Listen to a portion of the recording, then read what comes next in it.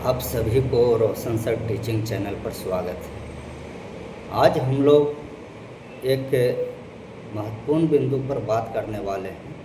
वो बिंदु है, क्या आप लाइब्रेरी में जाते हैं तो क्या पढ़ाई करते हैं कि माता पिता को केवल ठगते हैं? क्या लाइब्रेरी में जाते हैं कि मम्मी हम जा रहे हैं पढ़ने के लिए, और वहाँ आप क्या कर रहे हैं? वीडियो देख रहे हैं, वहाँ आप आईपीएल वाला हाईलाइट मैच देख रहे हैं, वहाँ बिना फालतू के आप बैठे बैठे गेम खेल रहे हैं। जब आप गेम खेलते हैं आपको लगता है कि 10 मिनट ही खेलेंगे, लेकिन घंटों निकल जाता है, इसलिए आप लाइब्रेरी में जाते हैं। आप ईमानदारी से लाइब्रेरी में जाते हैं तो ईमानदारी से पढ़ाई कीजिए, और मानते हैं कि घंटा 2 घंटा के बाद अगर आपको मनोरंजन भी करना है तो जो आपका फेवरेट सॉन्ग है तो उसको कम से कम 5-10 मिनट सुन लीजिए। नहीं तो आप घंटों निकाल देते हैं फालतू कामों में, ये अच्छी बात नहीं है। लाइब्रेरी जाते हैं तो मन लगा के पढ़िए।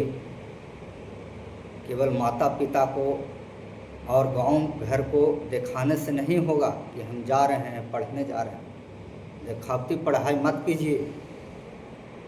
आप 2 बात को समझ लीजिए, अगर पढ़ाई में लगे हुए हैं तो सफलता नहीं मिलेगी, क्योंकि जनसंख्या बहुत बढ़ चुका है।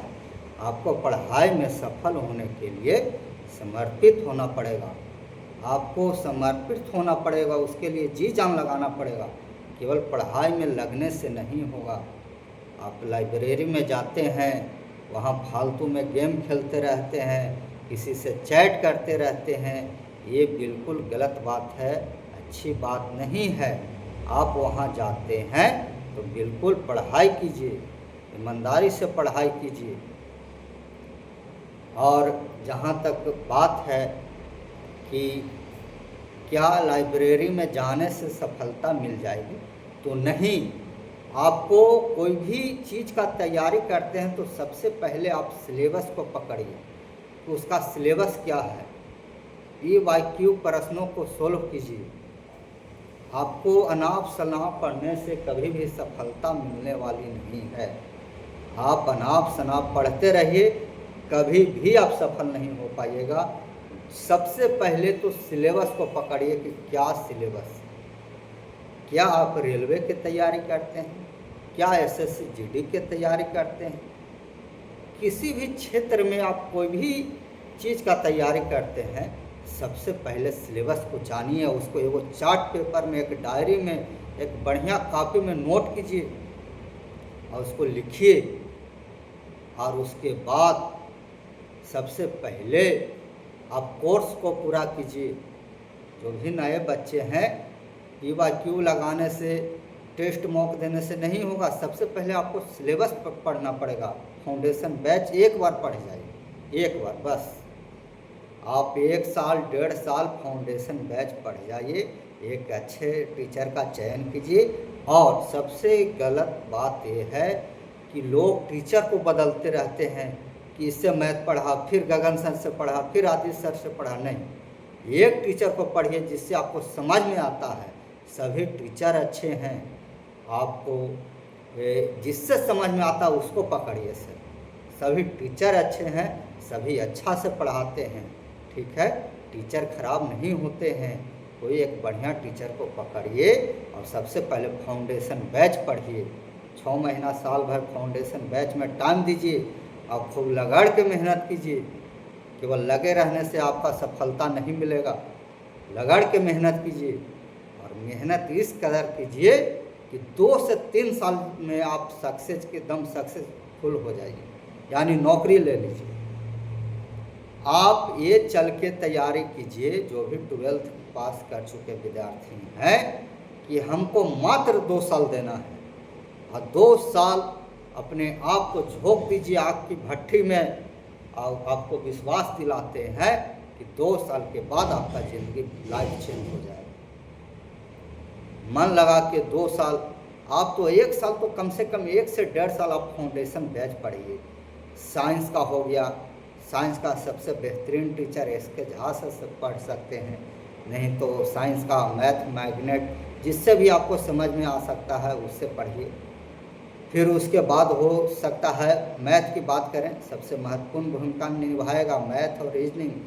जो विद्यार्थी को मैथ रीजनिंग अच्छा नहीं है वो कभी भी रेलवे आप क्रैक नहीं कर सकते।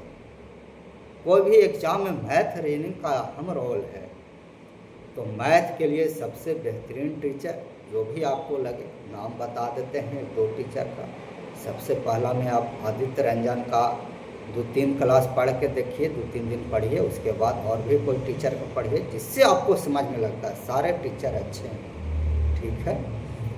उसके बाद आपको जीके जीएस के जहाँ तक बात होता है तो रोशन आनंद सर के पकड़िए, और कुमार गौरव से भी कुछ फाउंडेशन बैच वो अपने एप्लीकेशन पर लाते रहते हैं। जहाँ से आपको इच्छा करे, खान जीएस से भी पढ़ सकते हैं, जहाँ से इच्छा करे, जिससे आपको समझ में आता है उससे पढ़िए, लेकिन पढ़िए। हम बता चुके हैं कि हम अपने करियर के दौरान, अभी मैं प्रेजेंट टाइम में प्राइवेट टीचर हूँ और मैं 10 क्लास से ही होम ट्यूशन पढ़ा के, स्कूल पढ़ा के मैं यहाँ तक पहुँचा हूँ। और आज मेरा 24-26 सेशन में बीएड होने वाला है, इंशाल्लाह मेरा फाइनल हो जाएगा। हम भी तैयारी में लगे हुए हैं, लेकिन जिम्मेदारी हम पे ज़्यादा है। खुद से पढ़ा कर पढ़ना पड़ता है। हम आज तक गार्जियन के ऊपर डिपेंड नहीं रहे हैं, और गार्जियन मेरा थोड़ा सा दिक्कत परेशानी है हमारे भी लाइफ में। कैसे कैसे करके वो हम करते हैं वो हम ही जानते हैं। बीएड करने के दौरान बहुत समस्या आई, किस तरीके से फ़ी भरे हैं वो हम जानते हैं। आप लोग मेहनत कीजिए, मजबूरियों को मत कोसिए। मजबूरी बताते हैं कि पैसा नहीं है, पैसा नहीं है तो होम ट्यूशन पढ़ाइए। आप में कला है ना जी। अगर आप आगे का भविष्य में कुछ करना चाहते हैं तो होम ट्यूशन पढ़ाइए, स्कूल पकड़ लीजिए, कुछ प्राइवेट काम कीजिए, उस पैसे से पढ़िए, उस पैसे से आप आगे का पढ़ाई को जारी रखिए। सबसे बढ़िया है कि 2-3 गो शाम में आप होम ट्यूशन पकड़ लीजिए। पैसे का ज़रूरत है नहीं, मम्मी से पैसा नहीं देते हैं, पिताजी पैसा नहीं देते हैं, आप बड़े हो चुके हैं, मानते हैं कि पॉवर्टी है, गरीबी है, तो क्या गरीबी पर ही सब कुछ छोड़ दें हैं? आपको लगता है आपके पीछे सर आपका बाल बच्चा, आपका परिवार है, आपके माता पिता हैं, आप कैसे पढ़ाई को छोड़ सकते हैं, इग्नोर कर सकते हैं?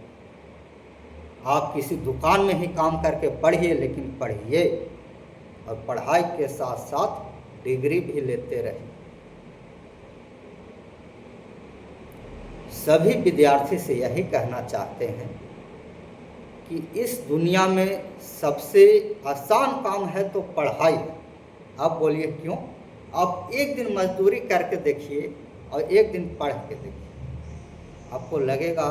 आप एक सप्ताह किसी भी काम के करके देखिए। माता पिता पैसा दे रहे हैं तो उसको बर्बाद मत कीजिए सर, ईमानदारी से पढ़िए, मजबूरी को मत कोसिए कि ये है हमके, मेरे पास मोबाइल नहीं है, जूते नहीं है, कलम नहीं है, पेंसिल नहीं है, क्या नहीं। मानते हैं कुछ नहीं है, आप तो जिंदा है ना जी। आप काम कीजिए, शॉर्ट टाइम काम कर लीजिए, पढ़ाई कीजिए। उसके बाद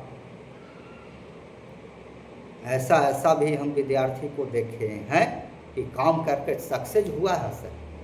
हाफ टाइम में होम ट्यूशन पढ़ाता है, शाम में दिन भर अपना पढ़ाई करता है। सभी विद्यार्थी को लास्ट समय में यही कहना चाहते हैं कि अगर आप लाइब्रेरी में जाते हैं तो पढ़ाई कीजिए। Thank you.